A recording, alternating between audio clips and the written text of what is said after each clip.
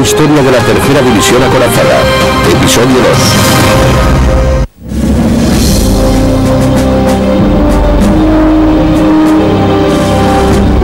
2. El 30 de marzo de 1945, unidades Panzer de las SS y soldados de las tropas de asalto tomaron posiciones en las afueras de Paderborn, decididos a defender su suelo patrio a toda costa.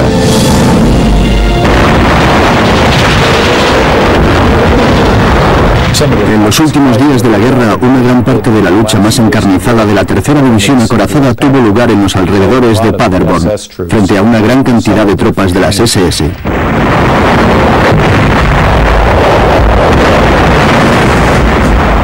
El intenso fuego obligó a la tercera división a pagar un alto precio por cada pequeño avance.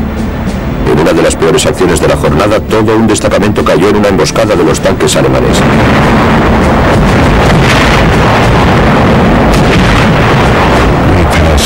Pasamos por allí justo después. A uno de nuestros tanques le habían volado la torreta. Había un soldado al que un obús le había arrancado la mitad inferior del cuerpo, y lo que quedaba de él parecía como si lo hubieran abrasado. Tom Villiers conducía el vehículo de uno de los oficiales de mayor rango de la división cuando se encontró con los tanques alemanes. Nos dispararon con una ametralladora ligera, nos pincharon 2 neumáticos y agujerearon el depósito de gasolina. Seguimos por la carretera tratando de mantener el control del vehículo. Mientras tanto, el general Rose, que iba a 200 metros detrás, trataba de alcanzarlos. Estaba anocheciendo.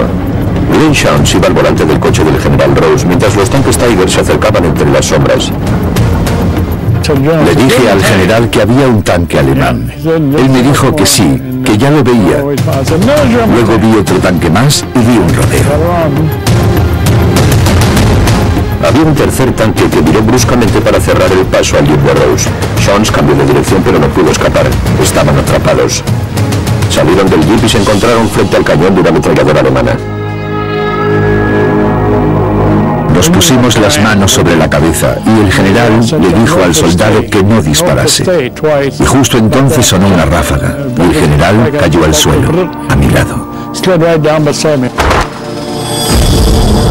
Maurice Rose, que recibió 2 disparos en la cabeza, murió instantáneamente.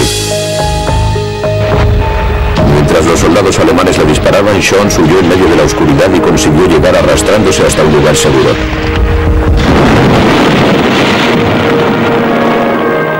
El general Maurice Rose tenía 46 años. Había inspirado las grandes victorias de la división Punta de Lanza dirigiendo a las tropas desde la primera línea, donde al final encontró la muerte. Rose fue enterrado siguiendo los sencillos ritos funerarios del soldado de combate. Recuerdo muy bien que cuando le mataron todos los hombres nos sentimos muy tristes. Algunos hombres incluso lloraron. Fue terrible. Nos entristeció mucho porque lo considerábamos uno de los nuestros. Es muy duro pensar que aquel soldado de las SS no supiera a quién había matado. A un general de 2 estrellas no se le disparaba, sino que se le capturaba y se le hacía prisionero. El general Doyle Hickey asumió el mando de la tercera división acorazada. El 1 de abril de 1945, 2 días después de la muerte de Rose, las unidades de la división Punta de Lanza se unieron a algunos elementos de la segunda división acorazada en las afueras de Paderborn. El objetivo aliado de rodear el Ruhr por fin se había cumplido.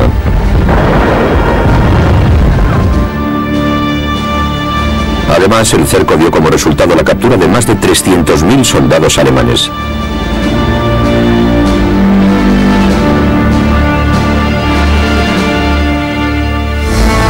Aunque la tercera división y otras unidades del séptimo cuerpo habían inutilizado el más importante almacén de municiones de Alemania, los nazis tenían una gran reserva de armamento.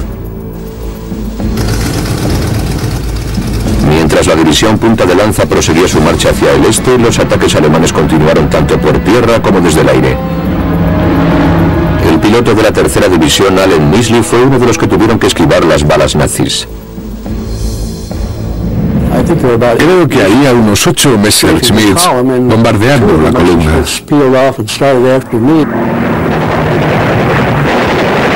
Y 2 de ellos se separaron del grupo y vinieron a por mí. Me rodeaban las balas hasta que me alcanzaron. Aterricé en un campo y salí corriendo en dirección a la columna, mientras llovían balas trazadoras a mi alrededor. Fue una experiencia terrorífica, pero conseguí sobrevivir.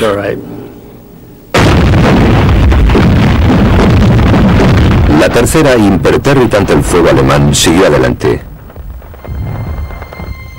Cuando los soldados de la división Punta de Lanza tomaron la ciudad de Nordhausen, vieron ante sus ojos el horror de los campos de trabajos forzosos de los nazis. En un edificio había cuerpos apilados, como si fueran leña. Y luego había unos seres moviéndose de un lado a otro, que no parecían humanos hasta que les veías mover la boca, tratando de decir algo. Algunos prisioneros habían sido obligados a fabricar en una factoría cercana los mortíferos cohetes V2 de Hitler. Igual que en la mayor parte de los campos de concentración, los prisioneros de Nordhausen apenas comían y acababan muriendo de inanición. A otros los mataban a palos o de un disparo. El suelo estaba cubierto de miles de cadáveres.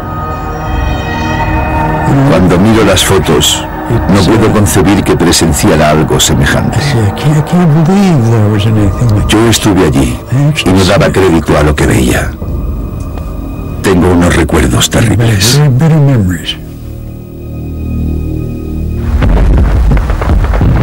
La tercera división acorazada luchó contra soldados nazis fanáticos mientras avanzaba con decisión hacia el río Elba. Mientras tanto, las fuerzas soviéticas invadían Alemania desde el este. El 25 de abril de 1945, junto a las orillas del Elba, los soldados americanos se encontraron con las tropas soviéticas. Alemania había sido invadida y la división Punta de Lanza no tenía dónde ir. Su gran incursión a través del frente occidental había llegado a su fin.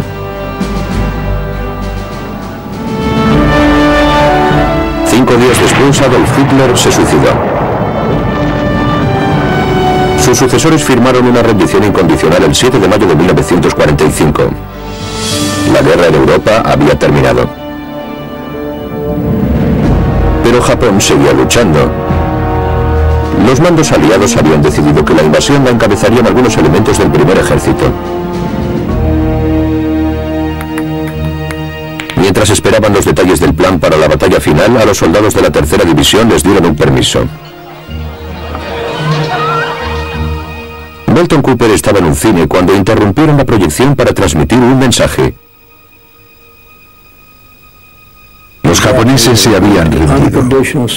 Probablemente fue uno de los momentos más dramáticos de mi vida, aparte de la guerra misma. Me quedé quieto, de pie, mientras a mi alrededor algunos perdieron el conocimiento y se cayeron redondos al suelo, y otros se pusieron de rodillas y empezaron a rezar. Algunos se echaron a llorar. Yo creo que lloré y recé al mismo tiempo. Los hijos de América regresaron a casa. Igual que otros miles de veteranos, los hombres jóvenes de la división Punta de Lanza se lanzaron a disfrutar de las alegrías de la vida civil. Después de la guerra, Clarence Smoyer se casó, tuvo 3 hijos y trabajó como supervisor en una fábrica de Palmerton, Pensilvania.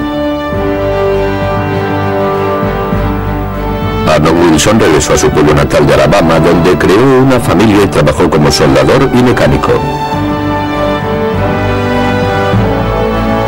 Chuck Miller se convirtió en agente inmobiliario en Versailles, Missouri. Tiene 9 nietos. Fred Bell regresó al lado de su mujer y su hijo, obtuvo un doctorado y se hizo administrador de una escuela pública en Killeen, Texas. El general Maurice Rose y más de 2.000 soldados de la tercera división acorazada no regresaron a casa. Son un recuerdo eterno del alto precio pagado por los hombres jóvenes que lucharon contra Adolf Hitler. Los auténticos héroes no regresaron a casa. Yo me sentí muy feliz por sobrevivir y por poder volver a casa. Para mí fue una gran recompensa. En noviembre de 1945, la tercera división acorazada pasó oficialmente a la situación de reserva. Sin embargo, poco menos de una década después, la punta de lanza volvería al servicio activo. Al poco tiempo de terminar la Segunda Guerra Mundial, la Unión Soviética pasó de ser un aliado incómodo a convertirse en una amenaza.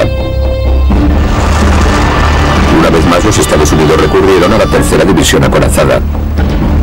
Durante los años de la Guerra Fría, la división punta de lanza tomó posiciones frente a las unidades blindadas soviéticas, la mayor fuerza de tanques de la faz de la Tierra. La división punta de lanza estaría en la primera línea defensiva en caso de que estallase la Tercera Guerra Mundial.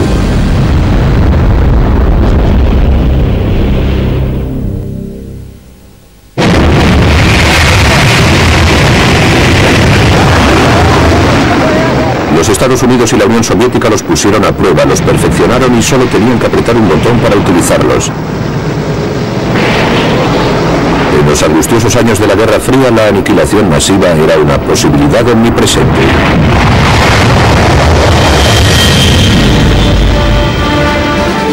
Durante esta era llena de tensiones, la tercera división acorazada regresaría al servicio activo y se le asignaría su siguiente misión.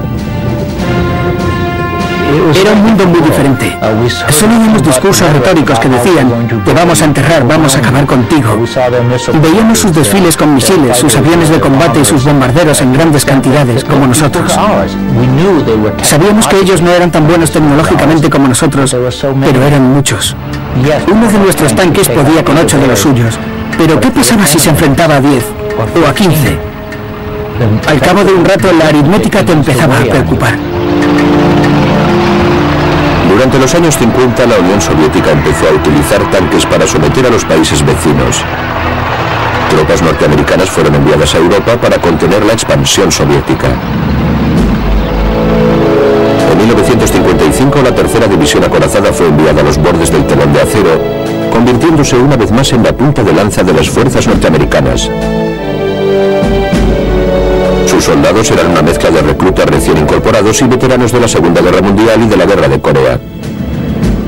En Corea, durante la guerra, yo era una persona muy religiosa y siempre le pedía a Dios que si me sacaba vivo de allí y tenía que volver alguna vez al combate, me diera un agujero para atrincherarme, que fuese móvil, y con eso me refería a un tanque, al tanque más grande que existiese.